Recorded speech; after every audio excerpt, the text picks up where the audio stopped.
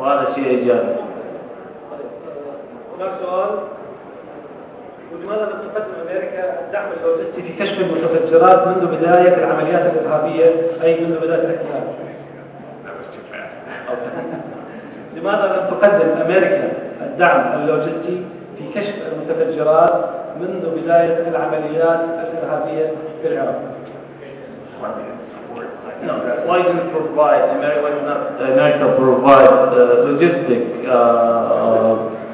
assistance to the explosive, to find explosive early to fight terrorism? Well, we have been training the Iraqi police on how to find explosives since 2003. We have been working with them. There have for example, the British explosive detection device. We told the Iraqi government that was not a good device, but some people decided to buy it.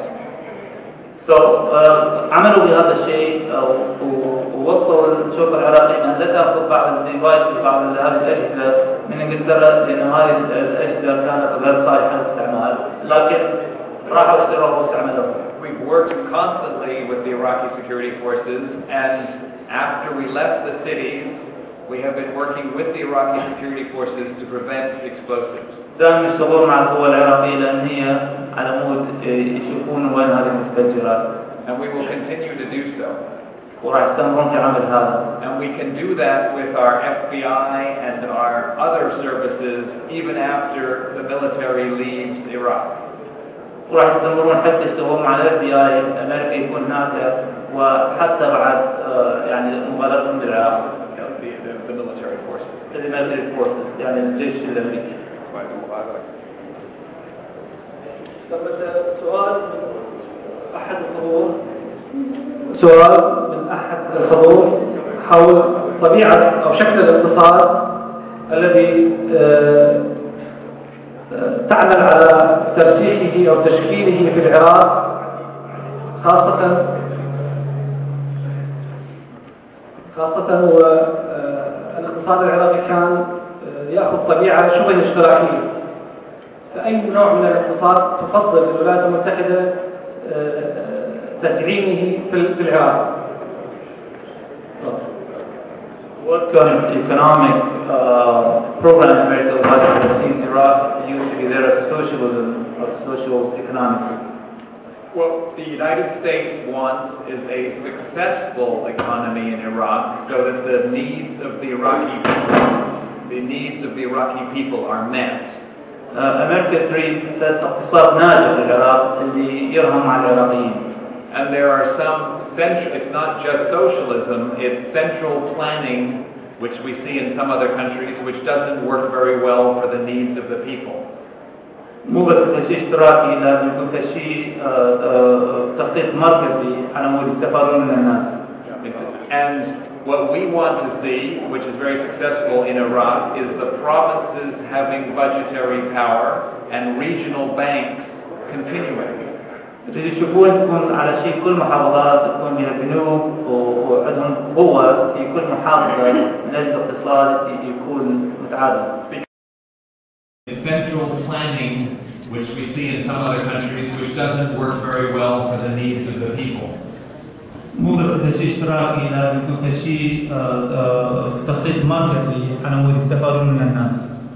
And what we want to see, which is very successful in Iraq, is the provinces having budgetary power and regional banks continuing. اللي يشوفون تكون على شيء كل محافظات تكون بها بنوك وعندهم قوة في كل محافظة من أجل الاقتصاد يكون متعادل. Because in most of the countries in the region, all the decisions are made in the capital and not in the regions that affect the people in those regions. يعني معظم الأقطار حول العراق يستوون قرار بالمنطقة المركزية تكون في العاصمة مو بالمحافظة.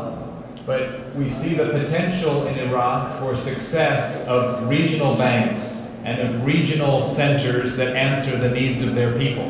ويشوفون أكو حل يكون مو بس بالبنك المركزي، لكن يكون بالمراكز الأخرى في المحافظات. We also see that Iraq has the resource of oil. طبعا العراق عنده نفط كشيء اقتصادي قوي. And that's a positive thing and a negative thing. هذا شيء إيجابي وسلبي. From Norway has oil and Venezuela has oil, and both of them have problems. النرويج عندهم أويل وفنزويلا عندهم واثنيناتهم عندهم مشاكل نفط. And if you have oil, you're subject to the price fluctuations. إن كان عندك بترول أنت مرتبط بصعود ونزول الأسعار البترول. But Iraq has an enormous agriculture potential. العراق هو أيضا بلد زراعي كبير. And we believe that if the irrigation systems can be repaired, which is what we're working with the Department of Agriculture, وإذا كان جهاز الري يكون صالح مع وزارة الزراعة يصلحوه. it's a potential that will provide employment, which is much far greater and more important than the oil fields can provide. وإذا صار آخر مكان فراح يكون عنده عكس كبير على العراقيين. But as an example, there's a system of subsidies in Iraq that means the farmers can't pick what they want to grow. وبالعراق الفلاح بيقدر هو يشتري يزرع لازم يبذلوا له شيء يزرع. And we would argue that there are different models that will allow the farmers to make money and to provide agricultural products for Iraq and for export. وهم يقولون هناك نماذج أخرى لطرق الزراعة لاستفادة أكثر من الفلاح. السؤال من أحد الحاضرين أيضا يقول ذكرتم الآن حول موضوع الزراعة وأهمية الزراعة في تنمية الاقتصاد العراقي، لكن في الفترة الأخيرة في السنتين الأخيرتين لاحظنا جفاف وغلق السدود المالية بوجه الأنهار العراقية الشورفرات من قبل دول الجوار، ولم نجد أي ردة فعل من الجانب الأمريكي بهذا الاتجاه، فما قولكم بهذا؟ The issue of drought, of course, we can't do much about, but we certainly work to support Iraq when it asks Turkey to allow more water to come to Iraq. طبعا بالجفاف يقدروا يسوون شيء، بس راح يتعاملون مع تركيا يعني يسمحون اكثر ما يجي العراق عن طريق السدود اللي هو البارين. We're actually working with the Turks through our relationship to allow more water to come to Iraq. يتعاملوا مع تركيا عن طريق علاقتهم على مود يسمحون اكثر ما يجي للعراق. Now with Syria, some of that water has to come through Syria. We have a problem. بعض ما يجي عن سوريا عندهم مشكلة في هذا. And we have to work with the Syrian government to have a better relationship so that that water can come to Iraq.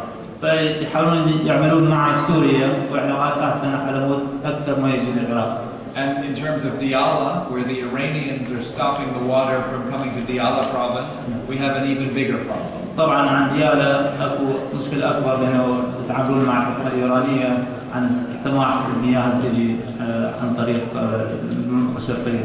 But there is enormous agricultural potential even without that extra water from the northern neighbors. اكو مجال كبير للزراعه حتى لو هذا المي ما راح يجي من هالمناطق. For economy, I have no easy answer for you or for any of the other people in a similar situation. We are working as hard as we can to change these, but it will not happen quickly, I'm afraid to tell you. عنده علم بالموضوع، ما عنده جواب بسيط لحل هذه المشكلة حاليا، بس عندهم علم بالموضوع ويعملون مع الحكومة أن يزيدون حصص اللاجئين، لكن ما راح تكون في فترة قصيرة، راح يمكن تاخذ مدة إلى أن يجدون حل لهذه المعضلة. Okay. I'm going to read the next question that's written in English. Medical insurance for adults over 21 years, they've suffered a lot because all the benefits are very small and the same as it was 10 years ago. The benefits must not be affected by the economy because the refugees are not an experiment and equal to a U.S. citizen. Certainly, you want to translate that? موضوع هذا على التأمين الصحي للجماعة اللي هم أكثر من 21 سنة عمرهم، واللي هم يعانون من هذا الشيء. إذا 21 ما راح يكون عندهم انشورنس من الحكومة. كل البنفيت هي قليلة وصغيرة.